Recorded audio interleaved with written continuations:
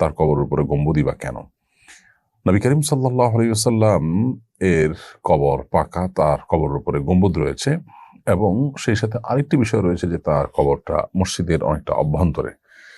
অথচ এই তিনটি বিষয় কিন্তু হাদিসে নিষেধ এসেছে। নবী করিম সাল্লাল্লাহু আলাইহি ওয়াসাল্লাম বলেছেন, লাআনাল্লাহুল ইয়াহুদ জাআলু কুবুর আম্বিয়াইহিম মাসাজিদ। আল্লাহ তাআলা ইহুদীদের প্রতি লানত বর্ষণ করেন, কারণ তারা তাদের নবীদের কবরগুলোকে সেজদার জায়গা হিসেবে গ্রহণ করেছে বা মসজিদ বানিয়েছে। এখান থেকে বোঝা যায় যে কোনো কবরকে কেন্দ্র করে মসজিদ করা বা কবরকে সামনে রেখে নামাজ পড়া জায়েজ নয়। এটি কমন একটি বিষয়।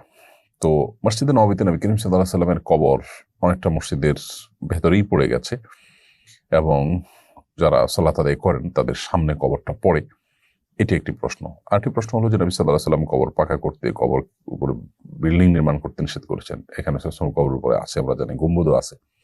তো প্রথম প্রশ্নের উত্তর হলো যে মূলত নবী করিম সাল্লাল্লাহু আলাইহি ওয়াসাল্লামের কবর এটি মসজিদের নববীর পাশে ছিল, মসজিদ নববীর ভেতরে ছিল না।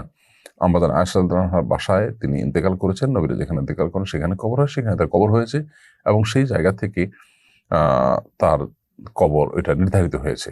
কিন্তু যখন তিনি ইন্তেকাল করেন, মারা যান, তখন এই যে তার জায়গাটা, কবর বাসাটা যেখানে কবর হয়েছে, এটা আশেপাশে পূবে, পূব বলতে পূর্ব তো হবে না, মানে কেবলার বিপরীত সাইডটা, সেটাতে মসজিদ ছিল না তখন। তখন মসজিদের এক পাশে কেবলার দিকের বাম পাশে এই সাইডে তার ঘর ছিল, এবং পুরো সাইডটা ফাঁকা ছিল, অর্থাৎ মসজিদের পাশেই ঘর ছিল, তার কবরটা মসজিদের পাশেই ছিল, মসজিদের ভেতরে ছিল না। পরবর্তীতে যখন মসজিদ প্রশস্ত করা হয়, বড় করতে হয়, তখন বড় করতে গিয়ে ওই কবরের কয়েক পাশ ঘিরে গেছে, তারপরে এক পাশ কিন্তু পুরোটা ফাঁকা রাখা হয়েছে, যাতে করে পুরাপুরি মসজিদের ভেতরে এই কবরটা না থাকে। তাছাড়া রাসূল আকরাম সাল্লাল্লাহু আলাইহি ওয়াসাল্লামের কবর আমরা যে ওয়াল দেখি সাধারণত জিয়ারত করার সময়, এই ওয়ালের সাথেই কিন্তু তার কবর না, এখানে আরো ভেতরে লেয়ার আছে, একটা ওয়াল আছে, তারপরে যে তার কবর।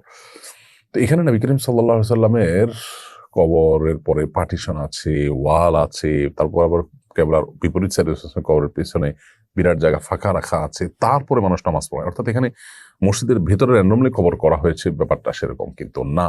মসজিদ প্রশস্ত করতে গিয়ে অনেকটা ভেতরে পড়ে যাওয়ার মতো পরিস্থিতি হয়ে গেছে, তারপরও সর্বোচ্চ সতর্ক থাকা হয়েছে যাতে করে কবরকে সেজদা করা হচ্ছে এরকম কোনো দৃশ্য যেন বোঝা না যায়।